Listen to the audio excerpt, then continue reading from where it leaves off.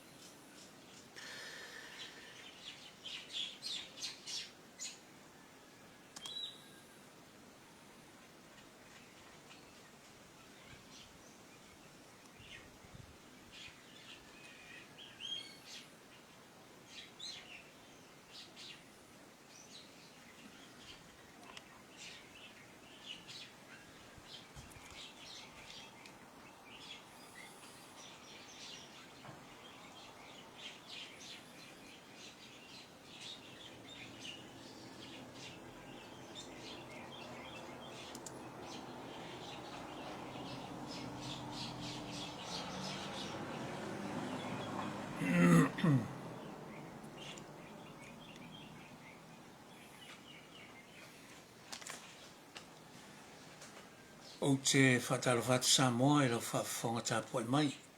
E tātou sauninga le tāpoi ngā Samoa nei. E wafo I se upu mai o tātou tua a e lima taita ina e tō wha sa ili I le nei fo I vai a sa.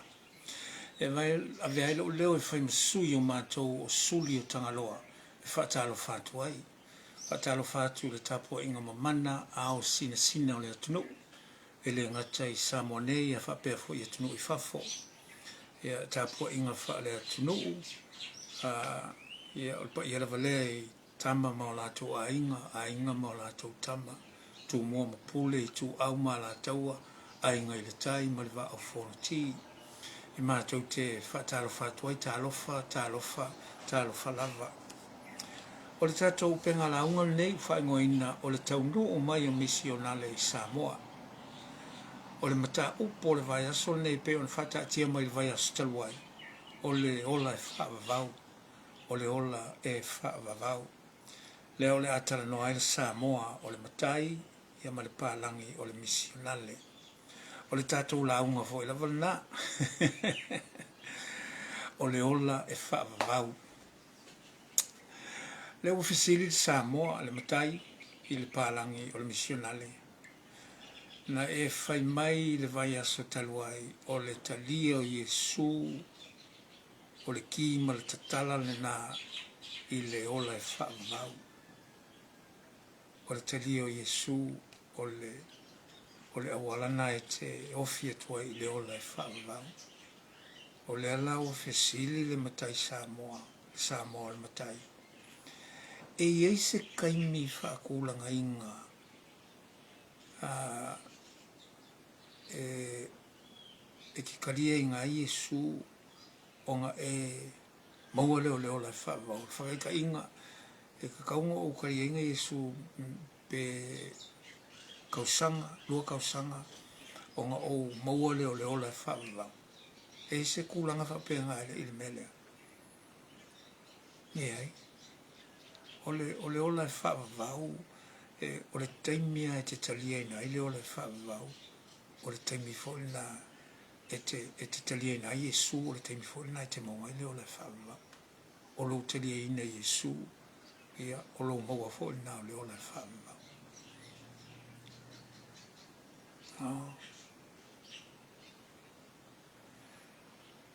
Whawhea la pe a whai o le kangaka o lea o le o koe au ngā I se konga whiki o I loa fo le ainga o ka penga fo le ainga o ronga koe kaimi ia ai ka lia le kangaka Iesu I kaimiringa maua la kangaka ngai le ola e whaavau e umaronga ka lia Iesu mo ini longa maka ma maliu maua le kangaka ngai le ola e whaavau ma ioi pe ona ufai atu I le whaatulanga ina le taimi po le ale taimi pe se fulu tau sanga o e talia ina Iesu o lo mawana o le ola e whaavau po lo ta oto fo I lunga o lo muenga o la e maliu a e talia ina Iesu o lo mawalawa na o le ola e whaavau ai whawhea la kangaka ia whape o au o le kangaka whasio kangaka o au o le kangaka ngaoi o au o le kangaka murilua o ul kangaka o ngau ia ele o isi kangaka o kangaka o ngau ia fai kau milionga o kupe a isi kangaka o le ale me o ia kia o e kalia rawa kusa lape le u ka oko lo moenga o le a o woki o kalia ai e sul kaiminga ke maua leo le whawa ma ioi le anga o le talia ino Yesu tu sa o le na o e salamo i lumo le atua o na talia leo e le atua i le ola e whawa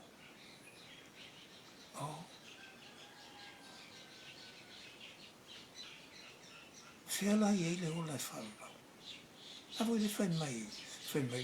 le matou tuspa ia o le ola e whawa the kingdom of God is in heaven o no inga o leile langi o le ola e whawa leile langi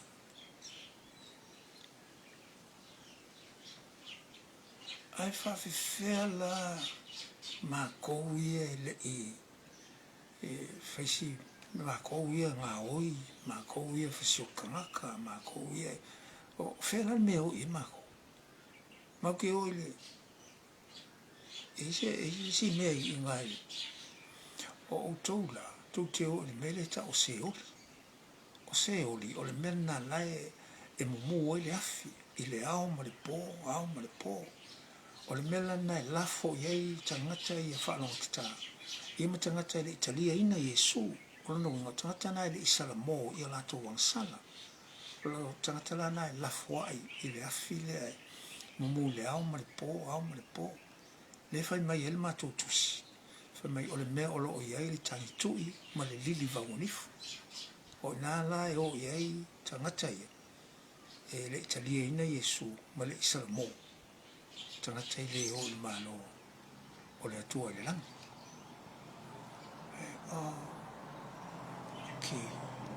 ke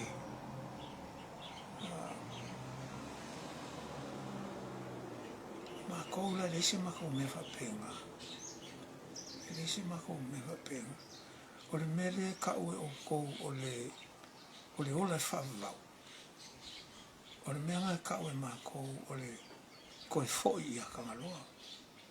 le anga o le kalikongunga wha tangaloa isan o le kangaka a kangaloa a umale la langi e koe foi i a kangaloa penga e relei penga e feololo penga e whale kong e ke koe foi i a kangaloa peila o le ola e whaavavau au kou o le meanga mako o le koe foi o le kangaka i a kangaloa ai ese tau seori e le ese mako mea whapenga masalo le laka o le mako seori i se mea whapenga o le ua mako a mako whioki a mako wole i a kangaloa a mako akula i le ese seori pe o ko ai masalo o le mele kalaka i ele mako o le mele o le mamao o le mele ki ngofo ai mai a kangaloa o la kounga le lei ia ma le kelingi la kou meanga masei o la kou la ngai ngofo la kalaka i a kangaloa a o kangaka ia ngā oi whangua o kangaka ngā oi kupe kangaka whasio kangaka ngaka fo i e koe mea whapenga la koulanga o le mamao i o le mea ngofo mai ai ma kangaloa peila o se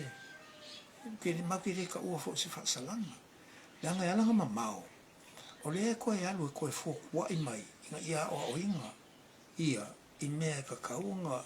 po le ale mea nga misi i le kaimire o iai i le laulangi wafoi e le se mea le anga nga fai pa wale mea whale kongu i se mangaku le o le ua musu kere longa leo o le langonga i le kangaka langa whaukua le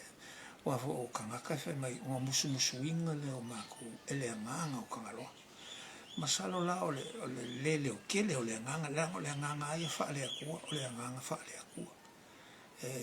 misalo po le leo kele po le ase mea o ila koe ka pengai inga ia o mai i laka i a kangaloa o ila whanga solo hoi kangaka koe mai i a anganga e koe o mai o isi kangaka fau i ala whanga o mai ai le se mako me fa pe nga pe o le fisiti da e fa pe fair la i le kingdom o kingdom of God in heaven e fa pe i nga ma i ala nga vele upo kingdom o nga o le kingdom le pe o nga kako masangia e kilo le mela ngo foi Queen Elizabeth ia o le kingdom le ta o le mela na sau aulo le nofoa aulo matai mane ofu fe lafi me uma o le kingdom na le o i tangata ni ele se to mbela fa pena mai le ma koula mo me o le fale kele vole pe a fale vole fa i fo mo ko le ngu fa i fo pe o inga e fi wa ile ia kangaloa lang ai pe ia pa foi anga le me ile afi ele se mako afi pe o se ori o kongo o le fale mako fale nga ele manga la fula o le kongo fa mangaku mai ai ia mako o le iai o le anganga lea o le anganga le o kangaloa so o le afi la o le fa mangaku mai ia mako o le anganga le ai le o se afi fa kama ia ai ia kangaka po ai ua fa penga nga le muli ka e me pe mo fa ko la mai ai foi la ka oko o le me ia kangaloa la kangaloa langi e lunga ile langi sa ko sfu al fa so longa mai la langi a fa o o kangaka mo ka sili mo fa longa ka kai mi o ingi o longa winga o e ke alu e ngofo mai langi sa ko kas e koe a maka mai e ngale o inga o e o inga o e se longa ma se maka i kua pe mo i wa salamo pe wa salamo mo i e pi pe mai ai si ko me nga e fai ho le po le ar kai mi ke kalia inga lo Yesu lo winga wa salamo ya ma nga ia fo nga a ma ko la ile e manga o mianga mai o e fa ngofo i le langi sa ko kas se kilo o mako nge po la ko nge pe mo i wa salamo a salamo la mai langi sa ko lu a feololo la mai langi sa ko ko se ia o nga mau ki ngo wa salamo e nge sa lo le kalange i o ko inga o ila ko ya wa i mai ia nga ia fo le la mai e ia me o fa longo ko kus pa ia kai pi fa pe ngar me le fa i mako o kanga ka vole le me vole fa mai o le wi i nga le loa mai la le wi i nga le loa le nga ko fo ia nga vakula ia po le al ke le o nga sa e fa mai ko pi kai fa pe nga e me le mako le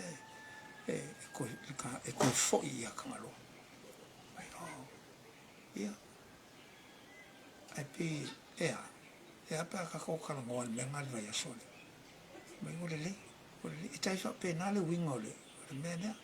ai pare se senga ona o to na ia mato e mena o mia ona o ina tangata e mena o mia fo ona ia i me ole tu mata manga e le ia i maleleanga ia i le afi ia i o ia le lili vau ma le lili vau ni ia mai o fa manuia ina ele tu kasilanga me ese ka ko o mako ile tanga lo ise ma ke kala ngoa i ko kongu i ka ngaka ia ka le mo le ala ka le mo le ala le ma ke lo fa pel ka ia fa mai everything in moderation au ke so nga lu i au si ko nga lu i le fu i ka ko ngonga u fa no po senga o le yin and yang au ngi extreme ai o mai ko kongu i o kongu i le mo le ala e ma wai palengi pe kai fa pe nga si ma ko el mele ma ke ye ma ko ai wole pe ma nga ye mele ka ki kala ngoi vai so fo o le fa mal mala ma ki li mai la ko kala le ko kus o le wi ina le lo le fa mai o ko fo i mai longa kama ma o po longa kama fia o ko fo mai longa ka po anga sala ngai il kamale ai o le ma ngai ka ko kala mo ai ai vai so fo io o le pe o se upunga te ina ita to le ile nei fo i vai sa o le upu te ina ita to nei fa manatu ia tato suli o tangaloa tato o te tonu mo muli ia tangaloa o le mene neta te iai ma fa manatu mai pe fa ngalo fo e ulto manatua ia le mesa tato iai o non mele u tato iai o le ola ina o le anganu u fa samo ia o le awivi na le wa mai e tangaloa ta o le tangaloa tradition e te soifua ma o wolai te tonu ina o le afi fi mai ai ia le le mauti noa mo le matanga o fie ia o tangaloa a o le tatou talanoa atu na ni vai aso talanoa ina whaamana matili ia le tūlanga pe ona iai le ola e faavavau ia ma le vaaila tangaloa isa mi le ola e faavavau e le aise tatou ola e faavavau ai ai le tatou toe fo'i ia tangaloa o le toe fo'i ia tangaloa e toe fotua'i ia ina ia tapenaina po ani sasi po ani faale tonu na ia ia tapenaina ia awale anga i luma ia pe o le whaamoemoe na o le tatou launga i le sa un whaai uele o se mātou whaamtaranga i whapea ia manu te leina a tatou wholaunga i le nei fo i vai a sofou ia musumusuina pea o tou e nganga o tou tua e pei ona o le a musumusuina e nganga o mātou fo i tua ina ia li mataita ina i tātou ia ma tātou loa e muri tai i le whaasino manga a tangaloa ia